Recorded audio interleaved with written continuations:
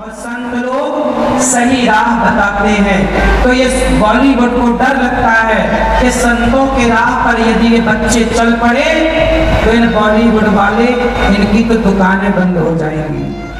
मैं आपके माध्यम से सभी दर्शकों को गणपति महोत्सव की बधाई देता हूँ। लाल बाग का राजा ट्रस्ट गणपति महोत्सव जो बुराड़ी मैदान में मनाया जा रहा है, मुझे लगता है दिल्ली का ये सबसे बड़ा गणपति महोत्सव है।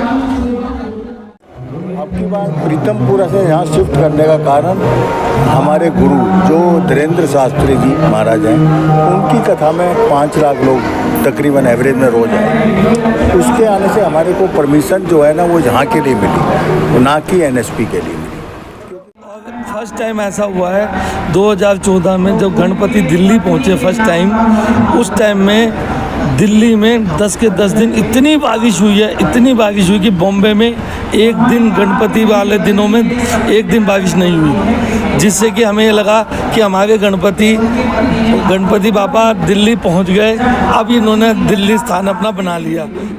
लोग जी अपना आशीर्वाद देने यूपी सहारनपुर से सांसद साहब जी आए थे, हमारे योगी जी आए हैं, मतलब हमारे हर जगह से क्षेत्र से हमें यहाँ का संत बुराड़ी का आशीर्वाद मिल रहा है। और हम बहुत संतुष्ट है कि हमने जो ये पहली बार ज़िंदगी हमारा यहाँ पर लाल बाग का ट्रस्ट का हमारा ये इतना बड़ा फंक्शन हुआ है, ये बहुत सफल गया हमारा। और हम कोशिश, ये हमारा उत्सव 2015 में शुरू हुआ था। पंजाबी बाग से हमने सफ़र शुरू किया और उस सफ़र को 2016 में हमने NSP ग्राउंड प्रीतमपुरा में लेके आए। अभी तक 7 आयोजन टोटल हुए हैं कोरोना काल को छोड़कर। तो इसलिए हमारा मेन मोटिव है कि ज़्यादा से ज़्यादा हाइजीनिक, हेल्दी और सात्विक फूड लोगों के पास जाए। कहते हैं ना, जैसा अन्न वैसा मन। तो यहाँ पे हमें सौभाग्य मिला बिंदल जी के सहयोग से कि हम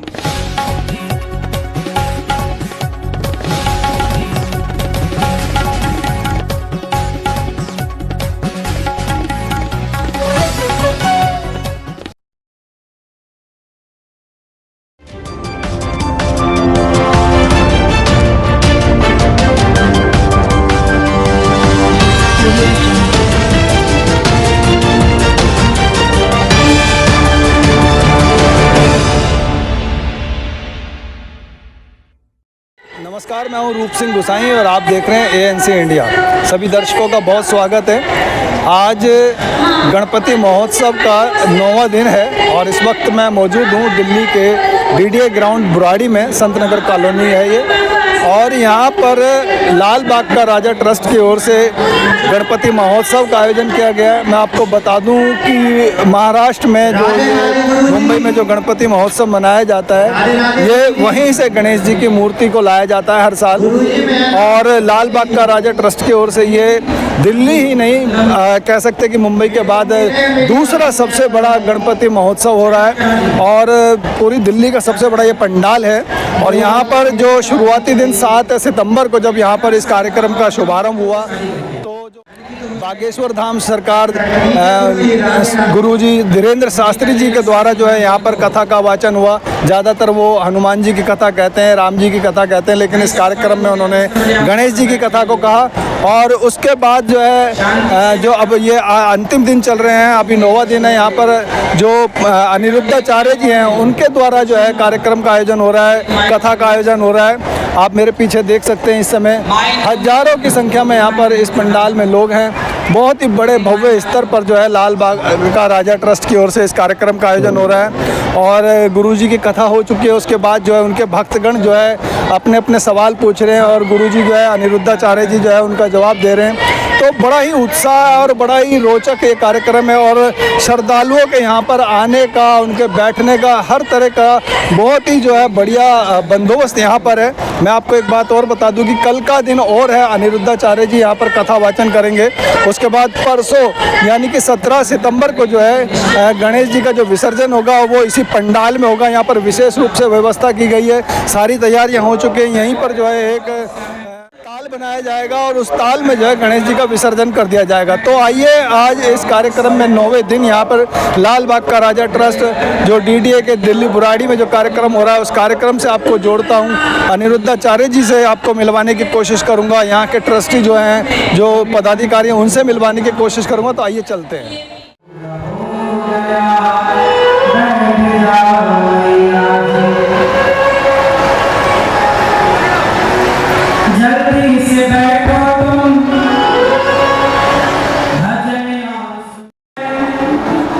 रघुनाथ के पाँव पखार। यदि राम के चरणों को भूलने की सजा मृत्यु है,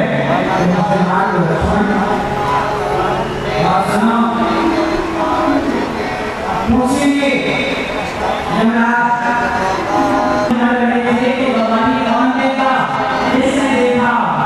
बोले रघुनाथ के पास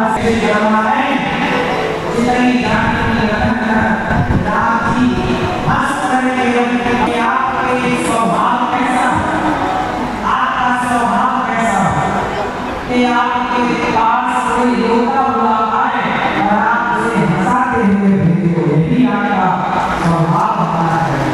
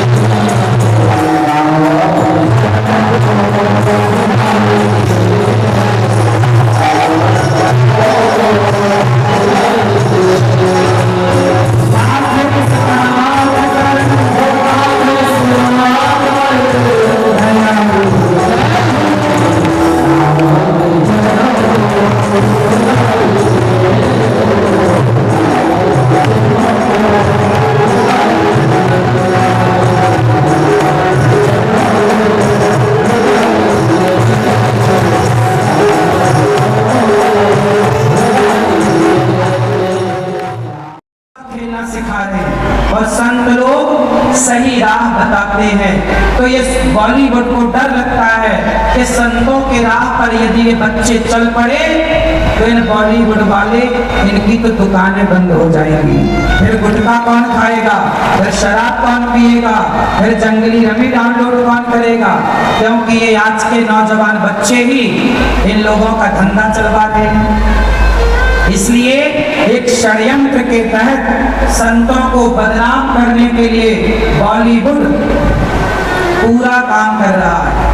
और आप सबको एक बात बता दूं, आज का बॉलीवुड हिंदू धर्म को टारगेट क्यों करता है?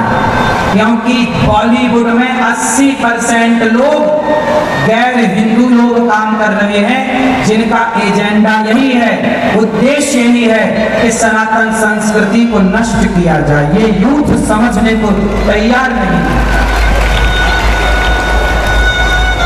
गैर हिंदू ताकतें काम कर रही हैं आज बॉलीवुड में। बहुत बड़ा षड्यंत्र है। अब आप पता नहीं कितना समझे और कितना ना समझे। इसलिए अपने बच्चों को भगवद गीता पढ़ाओ और संतों की वाणियां सुनवाओ, उनका भविष्य सही चाहते हो तो, वरना आज के बच्चे सिवाय डिप्रेशन के, सिवाय नशा के, उनके पास कुछ नहीं है। आज के बच्चों के पास संपत्ति के नाम पर क्या है? डिप्रेशन और नशा। आज का यूथ या तो नशा में उलझा, नशा वो गांजे का हो सकता है। आज लोग नशा, गांजा, शराब, और एक नशा और चला है, पराई औरत और पराया पुरुष। आजकल पर स्त्री पर पुरुष का भी नशा है ही। आज के लड़कों को ये लिव इन में रहना क्या है? ये नशा ही तो है। तो आज के लड़के पर स्त्री पर पुरुष के नशा में डूबे हैं, लड़कियों के संग क्लबों में जा जा के नाच रहे हैं, ये नशा ही तो है। शराब पीना, गांजा पीना, चरस पीना, अफीम, और फिर इस नशे के चक्कर में बाद में काम धाम कुछ करते नहीं, पैसा होता नहीं है और नशा तो चाहिए, फिर वो डिप्रेशन में जाने लगते हैं। तो बच्चों के पास आज जो दो चीजें बची हैं, एक तो डिप्रेशन, चिंता, और नशा। और मैं कहता हूं कि 7 दिन आप मुझे समय दे दो, अपने बच्चों को लेकर वृंदावन आना, 7 दिन कथा सुनवाना, मुझे बता दो कि इस बच्चे को डिप्रेशन है। 7 दिन में बिना दवाई, गोली, टैबलेट के मैंने आपके बच्चों को डिप्रेशन से बाहर ना निकाल दिया तो जो सजा आप दोगे मंजूर है। मैं आपके बच्चों को 7 दिन के अंदर डिप्रेशन से उबार सकता हूं, बिना इंजेक्शन, बिना टैबलेट के, केवल भगवान की कथा सुनाकर। लाखों बच्चे, लाखों पति पत्नी बच्चे डिप्रेशन से बाहर आए हैं कथा सुनकर। आप में से भी कोई यहाँ ऐसा है क्या जो दास अनिरुद्ध की बातें सुन के डिप्रेशन से बाहर आया है? यदि कोई ऐसा है तो अपना हाथ उठाए। कथा सुन के डिप्रेशन से बाहर आए हैं। यदि आपका बेटा, आपका पति, आपका परिवार कोई भी डिप्रेशन में है तो मेरे पास लेके आना, 7 दिन केवल मेरे सामने उसे बिठा दो, मैं उसे बाहर कर दूंगा डिप्रेशन से। कोई पैसा नहीं, कोई शुल्क नहीं। नशा होगा और वो सुधरना चाहेगा तो मैं नशा से भी उसे बचा सकता हूँ। शक्ति है सत्संग में, शक्ति है संतों के दिए ज्ञान में। तो बताओ, माता सीता वनवास गई, उस वनवास में क्या राम जी जिम्मेदार हैं? कौन जिम्मेदार है? प्रजा। इसलिए राम को तो लोग मिथ्या ही आरोप लगाते हैं। अब राम, देखिए भगवान राम, ये घटना उन दिनों की है जब राम ने रावण को मारा। रावण जब मरा तो दशरथ जी राम से मिलने आए। दशरथ जी ने कहा, राम मैं तुम्हारे त्याग तपस्या से प्रसन्न हूँ, पुत्र कुछ मांग लो। कुछ नहीं पिताजी, आशीर्वाद दो। दशरथ जी ने कहा कि मेरी 2000 साल आयु बाकी है, कितनी आयु बाकी है? क्योंकि दशरथ जी अपनी मृत्यु से थोड़ी मरे थे, राम के वियोग में मरे थे। तो मेरी 2000 साल आयु बाकी है, जाओ राम मेरी उम्र तुम्हें लग जाए। दशरथ जी ने अपनी सारी उम्र राम को दे दी बची हुई, तब से कहावत चालू हो गई कि मेरी उम्र तुम्हें लग जाए। सबसे पहले दशरथ जी ने अपनी उम्र दी थी राम को, तो राम जी के 11,000 साल पूरे हो गए राजा बनने के। अब दशरथ जी ने जो आयु दी, अब वो उम्र चालू हो गई। अब जब राम को पिता की आयु चालू हो गई, तो राम को लगा पिता की आयु से मैं पत्नी का स्पर्श करूंगा तो मर्यादा बिगड़ जाएगी। इसलिए राम ने माता सीता को कहा कि आप संतों के पास रह लो, क्योंकि अभी पिता की आयु स्टार्ट हो चुकी है और पिता की उम्र से भला सीता का स्पर्श कैसे हो, क्योंकि अब तो राम पिता की आयु पाके स्वयं दशरथमय हो गए। तो पत्नी का स्पर्श कैसे, मर्यादा बिगड़ती, और वो मर्यादा पुरुषोत्तम है, इसलिए भी वनवास हुआ। एक तीसरा कारण और है, सीता माँ को वनवास क्यों हुआ? जब सीता माता छोटी सी थी तब इनके साथ एक घटना घट गई। वो पद्म पुराण में लिखी घटना आपको सुनाऊं। सीता माँ का वनवास क्यों हुआ, ध्यान से सुनो। एक बार सीता माँ जनकपुर में अपने बगीचे में बैठी थी। एक तोती आई, तोती पेड़ पर बैठी और राम जी का गुणगान गाने लगी। राम जी का ब्याह सीता से होगा, राम जी ऐसे हैं वैसे हैं। सीता माँ को लगा ये तो हमारी कथा कह रही है। सीता माँ ने चुपके से तोती को पकड़ लिया, वो अपने तोते को कथा सुना रही थी। और जब तोती को पकड़ लिया तो तोती को पिंजरे में बंद कर दिया। तोती बोली, सीता मैं गर्भवती हूँ, मुझे अपने पति के साथ रहने दो। सीता बोली, सोने के पिंजरे में रखूंगी, जो खाओगी खिलाऊंगी, चलो। बहुत कहा, तोती ने छोड़ दो। सीता माँ ने नहीं छोड़ा। कुछ दिनों के बाद वह तोती मर गई। जब तोती मरी तो तोती के तोते ने सीता माता को श्राप दिया, सीता तुमने हमारी पत्नी को हमसे दूर कर दिया तब जब वह गर्भवती थी। जाओ हम तुम्हें श्राप देते हैं। श्राप मतलब बद्दुआएं, श्राप मतलब बद्दुआएं। जाओ हम तुम्हें श्राप देते हैं कि जैसे तुमने हमारी पत्नी को हमसे दूर किया, जब तुम गर्भवती होगी तो तुम भी अपने पति से दूर हो जाओगी और कारण मैं बनूंगा। वही तोता मरकर अगले जन्म में धोबी बनता है और उस धोबी के कहने से सीता माँ को वनवास जाना पड़ता है। ये कथा पद्म पुराण में लिखी। तो सीता माँ के वनवास में जिम्मेदार कोई नहीं है। काल ही कर्म ही ईश्वर ही मिथ्या दोष लगाए। सीता माँ को श्राप लगा था।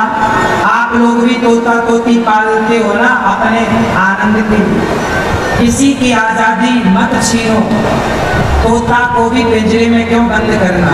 पालना है तो आप अपने घर के आसपास एक बड़ा पेड़ लगा दो, वृक्ष।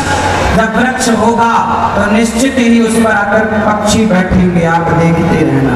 वो घोंसला बनाएंगे, उस पर देखते रहना। पिंजरे में क्यों बंद करना है भाई? सीता माँ ने बंद किया तो सीता माँ को भी उस तोती का श्राप लगा। तो आप जिस पक्षी को बंद करते होंगे, कुछ लोग तो पक्षियों के पंख काट देते हैं। क्या ये सही है? क्या किसी पक्षी को पिंजरे में रखना सही है? नहीं। आजाद पक्षी को आजाद घूमने दो। पक्षियों की आजादी हम क्यों छीने? उड़ता हुआ पक्षी अच्छा लगता है। दोस्तों नमस्कार, जय गणपति बाबा मोरिया। अगले बरस तू लोकरिया।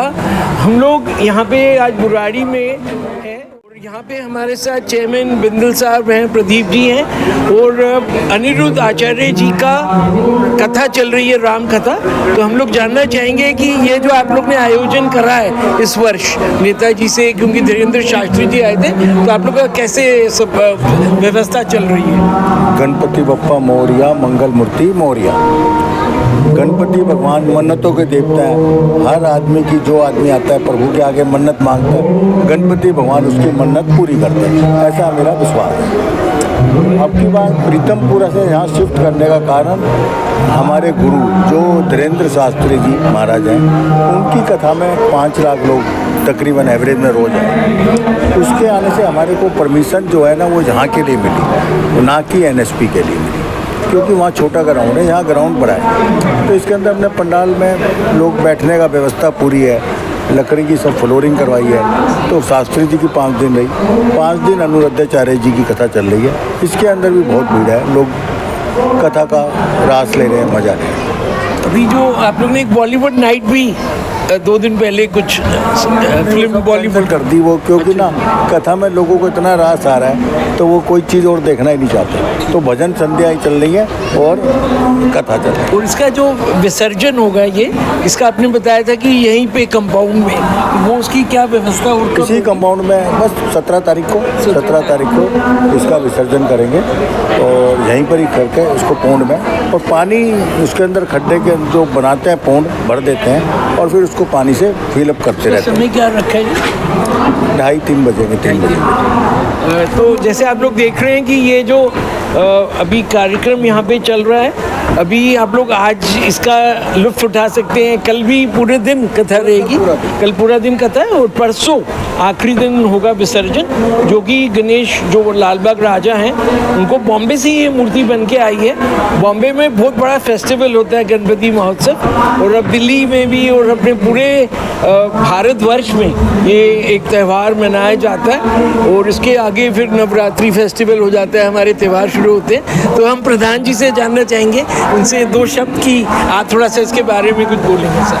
गणपति बाबा मोरिया, मंगल मूर्ति मोरिया। मैं अभी कोई बोलने के सिचुएशन में नहीं हूँ। मैं तो गणपति बाबा का आशीर्वाद का आनंद ले रहा हूँ और भगवत कथा का, हनुमत कथा का, राम कथा का जो अनिरुद्धाचार्य जी बोल रहे हैं उसका आनंद ले रहा हूँ और मैं बहुत खुश हूँ। और हमारे चेयरमैन साहब का जो मेहनत फल आ रहा है, लाखों लोगों को उसका आनंद प्राप्त हुआ है, आशीर्वाद प्राप्त हुआ है। नहीं, वो सबको खींच के लेके आ रहा है। हम लोग भी इधर पूरे मीडिया के जो दिल्ली से और भारतवर्ष के मीडिया मेरे ख्याल से उसको दिखा रहे हैं। आज सुबह मैं चैनल्स में देख रहा था तो लालबाग राजा का एक नाम इतना बड़ा है, हमारे उपराष्ट्रपति साहब भी गए हैं बॉम्बे। तो मैं अपने मन में सोच रहा था कि दिल्ली में जो कम कॉस्ट में अगर हो सकता है वो दिल्ली में दर्शन हो सकते हैं। आपका बहुत बहुत धन्यवाद। हमने जो टास्क रखा था 2014 में हमारे लाल बाग के राजा का, कि जो लोग बॉम्बे नहीं जा पाते या किसी वजह से दर्शन नहीं कर पाते, तो हमने बॉम्बे के ही पंडित जो लाल बाग के राजा की पूजा करते थे, वहीं की मूर्ति जो बॉम्बे से एक मूर्ति वो बनती थी, दूसरी हमारी बनी थी, सेम मूर्ति आती थी, बॉम्बे से ही आई है ये। फर्स्ट टाइम तो बहुत डर लगा मूर्ति आते हुए, ताकि टूट ना जाए रास्ते में, ये ऐसे ना हो जाए। बड़ी मुश्किल से संभाल संभूल के मूर्ति आई। और फर्स्ट टाइम ऐसा हुआ है 2014 में जब गणपति दिल्ली पहुँचे फर्स्ट टाइम, उस टाइम में दिल्ली में 10 के 10 दिन इतनी बारिश हुई है, इतनी बारिश हुई कि बॉम्बे में एक दिन गणपति वाले दिनों में एक दिन बारिश नहीं हुई, जिससे कि हमें ये लगा कि हमारे गणपति बाबा दिल्ली पहुंच गए। अब इन्होंने दिल्ली स्थान अपना बना लिया, दिल्ली पे आशीर्वाद बनेगा। और वही आशीर्वाद धीरे धीरे 2015 में हमने लोग जुड़ते गए। जैसे ही 2015 में लोग जुड़े तो इसने विशाल रूप ले लिया, गणपति ने अपना विशाल रूप दिखाया, जिससे कि चेयरमैन राकेश बिंदल जी को उन्होंने फिर जैसे ही जुड़े उसके बाद तो तो ये बढ़ता ही चला गया। 2015, 2016, 2017 अपग्रेड होता गया, जिसमें फिल्म वालों को भी बुलाया, कपिल शर्मा को भी बुलाया, भोले शंकर की ब्याह शादियों का भी दिखाया, छोटे छोटे हमने कॉमेडी से वो भी कराए, कवि सम्मेलन भी कराए, हर बार कुछ ना कुछ नया कराते हैं। इस बार फर्स्ट टाइम दिल्ली में क्या हिंदुस्तान में फर्स्ट टाइम इतना बड़ा लाल बाग के राजा का प्रोग्राम हो रहा है, जिसमें कि 6 लाख स्क्वायर फुट जगह का प्लेटफार्म लकड़ियों पे बनाया गया, क्योंकि बारिश इतनी हो रही है गणपति के लिए कि जैसे कि लग रहा है मैं 2014 दोबारा से आ गया। तो 10 साल हो गए, 10 वर्ष, तो 10 साल पूरे हो गए। जैसे हम लोग बर्थडे बनाते हैं, गणपति जी अपना बर्थडे बनवा रहे हैं बड़े स्केल पे। तो उससे ये लग रहा है कि हमें गणपति जी का आशीर्वाद हम लोगों पे, मन्नतों के देवता का आशीर्वाद है, और गणपति बापा मोरिया हमारे साथ हैं, इसलिए इतना विशाल कार्य स्मूथली हो गया। इसका थोड़ा विसर्जन जो है परसों जी, इसका थोड़ा सा कार्यक्रम सुबह में विसर्जन का हमारा टाइम रहेगा 11 बजे का, और इसी ग्राउंड में विसर्जन करेंगे हम। जिधर गणपति हम रखते हैं उसी ग्राउंड में विसर्जन करते हैं, ताकि गणपति, क्योंकि जमुना जी में वो विसर्जन करना मना है। हम गवर्नमेंट के ऐसा कोई काम नहीं करते जिससे कि हमारी संस्था को, ट्रस्ट को किसी तरह का लिटिगेशन या किसी तरह का फेस करना पड़े। बहुत बहुत धन्यवाद। पहले जी हमारा ऐसा था जी, अब सुभाष वाले से सुभाष वाले में था हमारा सारा था प्रोग्राम जी। अब मनोज फेरी जी ने उनसे हमारे आग्रह किए, उनसे रिक्वेस्ट करी, अभी ये उन्होंने सारा यहाँ पर करवाया। व्यवस्था बहुत अच्छी है जी हमारी, और सब कुछ पंडाल भी सब कुछ बहुत ही, हर चीज़ की व्यवस्था यहाँ पर हमारे पास है, और पब्लिक लाखों भीड़ में हमें आशीर्वाद मिल रहा है का, और हमें यहाँ से बहुत अच्छे रिव्यूज़ मिल रहे हैं, हर चीज़ हमारी बहुत बेस्ट हो रही है। तो हम यहाँ से पूरी व्यवस्था सब कुछ संतुष्ट है हमारी चीज़ से। हम इसमें जो 7 से 12 पहले जो अपने धीरेन्द्र शास्त्री जी बागेश्वर धाम सरकार जी, उनका कार्यक्रम था जी, तो उसमें उन्होंने वो हनुमान कथा करी जी, और अब अनिरुद्ध आचार्य जी राम कथा कर रहे हैं जी। तो इसमें कहाँ से लोग जो आ रहे हैं श्रद्धालु लोग जी अपना आशीर्वाद देने, यूपी सहारनपुर से सांसद साहब जी आए थे, हमारे योगी जी आए हैं, मतलब हमारे हर जगह से क्षेत्र से हमें यहाँ का संत गुराड़ी का आशीर्वाद मिल रहा है, और हम बहुत संतुष्ट है कि हमने जो ये पहली बार जिंदगी हमारा यहाँ पर लाल बाग का ट्रस्ट का हमारा ये इतना बड़ा फंक्शन हुआ है, ये बहुत सफल गया हमारा, और हम कोशिश करेंगे कि अगले साल भी गणपति पापा को जल्दी जल्द लेके आएँ, और इससे लाखों संख्या में यहाँ पर लोग आएंगे और उनका हमें आशीर्वाद मिलेगा। जय श्री गणेशा। मैं आदेश जैन, वाइस चेयरमैन लाल बाग का राजा ट्रस्ट दिल्ली। ये हमारा उत्सव 2015 में शुरू हुआ था, पंजाबी बाग से हमने सफ़र शुरू किया, और उस सफ़र को 2016 में हमने NSP ग्राउंड पीतमपुरा में लेके आए। अभी तक 7 आयोजन टोटल हुए हैं कोरोना काल को छोड़कर, और अभी हमारा 8वां विशाल गणपति महोत्सव चल रहा है, और ये 7 सितंबर से शुरू हुआ था, जिसके अंदर 5 दिन के लिए बागेश्वर सरकार धाम से बाबा जी आए थे, और उन्होंने यहाँ पर कथा करी। अक्सर तो वो हनुमत कथा करते थे, लेकिन यहाँ पर उन्होंने विशाल जनसभा को गणेश कथा भी साथ साथ सुनाई।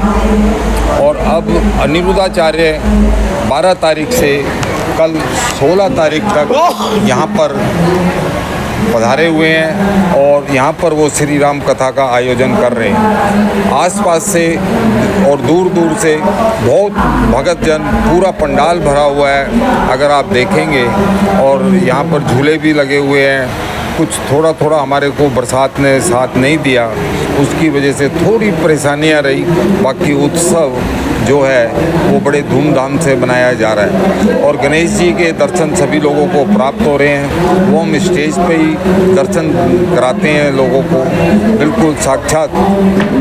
और ये हमारी गणपति प्रतिमा बॉम्बे से लाई जाती है, जिसको आने में हमारे को 8 से 9 दिन लग जाते हैं रास्ते में, क्योंकि बड़ी विशाल, मेरे को ऐसा लगता है कि शायद नॉर्थ भारत की ये सबसे विशाल गणेश उत्सव रहता है हमारा। हमारे साथ दिल्ली के भाजपा के अध्यक्ष वीरेंद्र सज्जा जी पधारे हैं यहाँ पे, तो आपका सर बहुत बहुत स्वागत है यहाँ पे। और हम लोग जानना चाहेंगे आपके द्वारा थोड़ा सा भक्तजनों को कुछ आप बोल देंगे। मैं आपके माध्यम से सभी दर्शकों को गणपति महोत्सव की बधाई देता हूँ। लाल बाग का राजा ट्रस्ट गणपति महोत्सव जो बुराड़ी मैदान में मनाया जा रहा है, मुझे लगता है दिल्ली का ये सबसे बड़ा गणपति महोत्सव है। और जितनी शानदार व्यवस्था यहाँ की समिति ने की है, उनके लिए मैं राकेश बिंदल जी और उनकी पूरी टीम को बहुत बधाई देता हूँ। हज़ारों की संख्या में मैं यहाँ देख रहा हूँ कि भक्तजन आए हुए हैं, कई लाख संख्या और कई लाखों की संख्या में लोग यहाँ दर्शन करने आ रहे हैं। और जो अद्भुत प्रतिमा गणपति जी की है, लगता ही नहीं कि हम मुंबई में नहीं हैं, हम दिल्ली में हैं। तो मैं पुनः एक बार सभी भक्तों को और प्रार्थना भी करता हूँ गणपति महाराज से कि सभी अपने भक्तों पे अपना आशीर्वाद बनाए रखें, दिल्ली वाले स्वस्थ रहें, सुखी रहें। और फिर एक बार इस समिति को, राकेश बिंदल जी को, प्रदीप अग्रवाल जी को, इनकी पूरी टीम को मैं बहुत बधाई देता हूँ कि बहुत शानदार आपने यहाँ आयोजन किया है। बहुत बहुत धन्यवाद।